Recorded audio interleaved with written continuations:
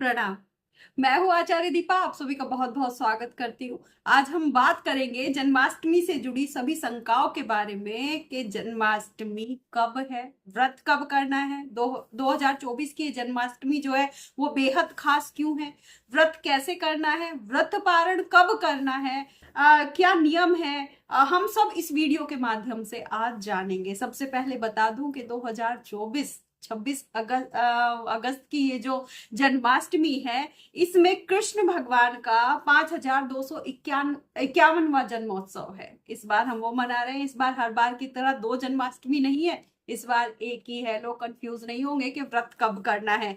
जन्माष्टमी 26 अगस्त को सुबह 3:41 से शुरू हो जाएगी। क्यों है खास ये जन्माष्टमी, आइए जानते हैं इस वीडियो के माध्यम से। इस बार जन्माष्टमी सोमवार के दिन पड़ रही है।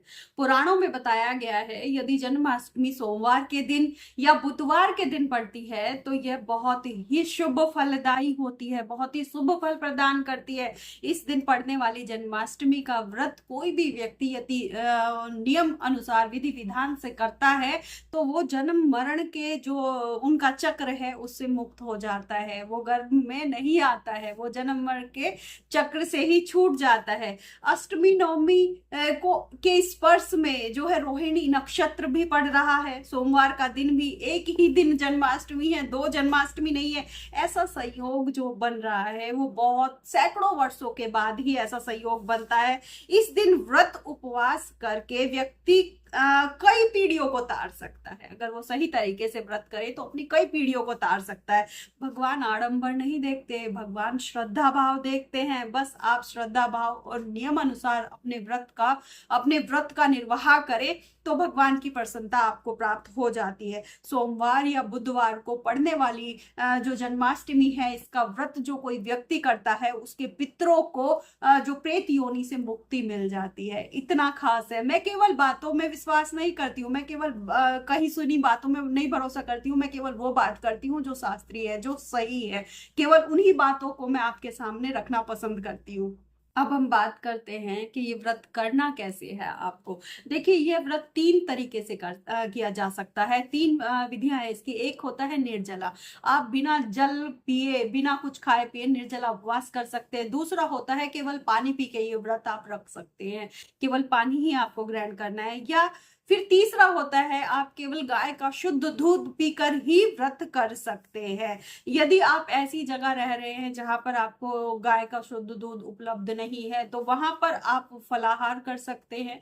लेकिन करना कब है, जब बहुत ज्यादा आवश्यक हो तब। पूरे दिन चटर पटर नहीं खाना है। यदि आप ऐसी जगह रह रहे हैं जहां पर आपको ये शुद्धता दूध ये सब नहीं मिल रहा है तो आप फलाहार कर सकते हैं। बाकी अपने स्वास्थ्य के अनुसार आप करें।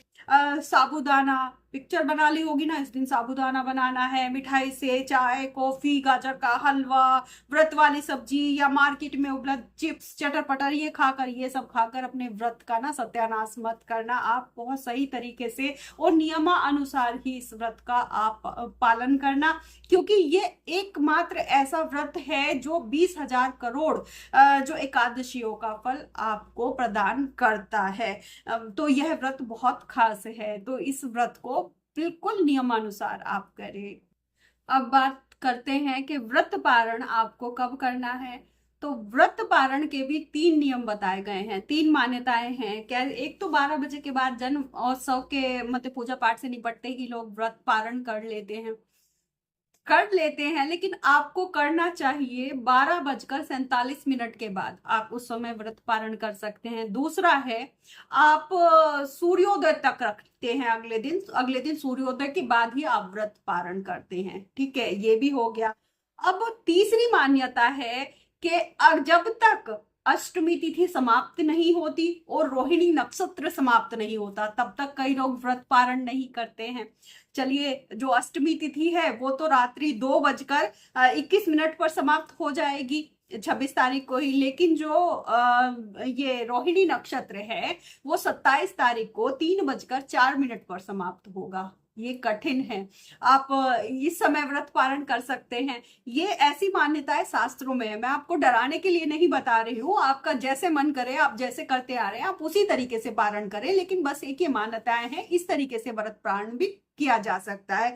चलिए, आप जो 12 बजे के बाद यानी कि 12:47 के बाद जो व्रत पारण करेंगे वो तो आपने कर लिया, लेकिन सूर्योदय के बाद भी आपने कर लिया। लेकिन जो लोग करते हैं कि वो निर्जला रखा हुआ है उन्होंने और वो नहीं कर पा रहे हैं, मतलब कठिनाई हो रही है, वो लोग मतलब जन्मोत्सव को मनाने के बाद वो फलाहार ले सकते हैं, दूध पी सकते हैं, और अगले दिन आप स्नान करने के बाद भी आप फलाहार कर सकते हैं। लेकिन अन्न ग्रहण व्रत पारण आपको करना है मतलब रोहिणी नक्षत्र तिथि खत्म हो, सॉरी, रोहिणी नक्षत्र समाप्त होने के बाद। तो यहाँ ये मान्यता है। बाकी आपकी यहाँ जैसी मान्यता है आप उसी तरीके से अपने व्रत का पारण करें। अब बात करते हैं उन लोगों की जो चाह कर भी इस व्रत को नहीं कर पा रहे हैं, तो वो करना चाहते हैं लेकिन चाह कर भी इस व्रत को नहीं कर पा रहे हैं। जैसे कोई बुजुर्ग है, बीमार है, कोई हॉस्पिटलाइज्ड है, जच्चा, गर्भवती,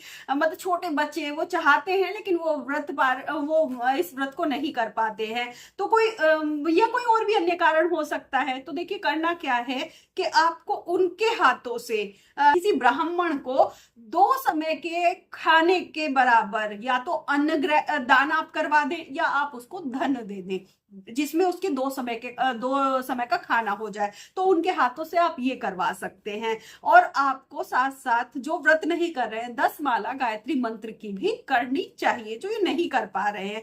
कई लोगों को मतलब कंफ्यूजन रहता है कि क्या हम व्रत में दवाई ले सकते हैं, क्या मतलब हम बीमार हैं तो क्या व्रत के समय हमारा व्रत टूट जाएगा। हाँ, आप दवाई बिल्कुल ले सकते हैं, क्योंकि शरीर ही धर्म साधना का माध्यम है। जब शरीर ही नहीं रहेगा तो ईश्वर की भक्ति कैसे होगी। तो शरीर को स्वस्थ रखना बहुत जरूरी है। जब भी आप इस व्रत को पूरा कर पाएंगे तो आप दवाइयां ले सकते हैं। अच्छा, कई ऐसे लोग हैं जिनके यहाँ मृत्यु हुई है, उनका कंफ्यूजन रहता है कि हम व्रत नहीं रख सकते। आप व्रत रख सकते हैं लेकिन आप पूजा पाठ नहीं कर सकते, तो व्रत आप कर सकते हैं। तो बिल्कुल आप इस समय भी जिनके यहाँ मृत्यु हुई है वो व्रत कर सकते हैं, अगर वो चाहते हैं तो इस व्रत को करना। इस दिन आप स्नान के वक्त स्नान के जो जल में थोड़े से सफेद तिल मिलाकर नहाएं, उससे स्नान करें। इसका आपको अलग से पुण्य प्राप्त होगा। भगवान को उनके 1000 नामों के उच्चारण के साथ, भगवान के जो 1 नाम होते हैं उनके उच्चारण के साथ गाय का कच्चा दूध, जल, गंगा जल, सफेद चंदन, गुलाब जल और इत्र, इनका एक मिश्रण तैयार कर लें। और इस मिश्रण से आप 1-1 चम्मच मतलब उनके नामों के स्मरण के साथ आप चला कर रख लें, आपको मिल जाएंगे। बहुत यूट्यूब पे सर्च करेंगे आप, इनके 1000 नामों का स्मरण आपको मिल जाएगा। आप चम्मच से थोड़ा थोड़ा उनको अभिषेक कराते जाएं उनके 1000 नामों के साथ। कई लोगों के पास भगवान की यदि मूर्ति नहीं होती, कई लोग होते हैं जिनके पास भगवान की मूर्ति नहीं है, वो क्या कर सकते हैं, चांदी का सिक्का मार्केट से ले सकते हैं। उस चांदी के सिक्के पर भगवान की छवि होनी चाहिए, भगवान कृष्ण की छवि होनी चाहिए, तो उस पर आप अभिषेक कर सकते हैं। और यदि कोई सामर्थ्य नहीं है जिनकी, वो चांदी का सिक्का नहीं ले सकते हैं, तो आप एक गोल सुपारी ले लीजिए और आप ईश्वर से प्रार्थना कीजिए कि ईश्वर, हम इस सुपारी को आपका प्रतीक मानकर आपका अभिषेक कर रहे हैं, आप इसको स्वीकार कीजिए। तो आप ऐसे भी भगवान का अभिषेक कर सकते हैं। ये आपको सुबह पूजा के वक्त करना है। दूसरा अभिषेक आपको भगवान के जन्म उत्सव के बाद करना है, यानी रात्रि में 12:01 से करना है। 2 बार अभिषेक किया जाता है जन्माष्टमी के समय। दूसरा अभिषेक आप गोपाल सहस्त्र नाम पाठ के साथ कर सकते हैं। अगले वीडियो में मैं पूजन विधि आपको बताऊंगी कि किस तरीके से पूजन करना है, और भी बहुत सी जानकारी जो आपको इस वीडियो के माध्यम से मैं जन्माष्टमी के बारे में बताऊंगी। इस चैनल को आप सपोर्ट कीजिए, क्योंकि ये वीडियो बहुत लंबा हो जाता है। अगर मैं एक ही वीडियो में सारी बातें करूं तो थोड़ा सा कंफ्यूजन हो जाता है, वीडियो लंबा भी हो जाता है। तो मैं बिल्कुल अगले वीडियो में सारी जानकारी आपको जो रह गई है वो सारी जानकारी आपको देती रहूंगी। कृपया चैनल को सपोर्ट कीजिएगा, क्योंकि जब आप लाइक करते हैं, सपोर्ट करते हैं, शेयर करते हैं, सब्सक्राइब करते हैं, मुझे बहुत मोटिवेशन मिलता है और आगे बढ़ने की प्रेरणा मिलती है। तो अगर आपको वीडियो अच्छा लगा हो तो ये जानकारी दूसरों तक भी आप जरूर पहुंचाएं। वीडियो देखने के लिए धन्यवाद।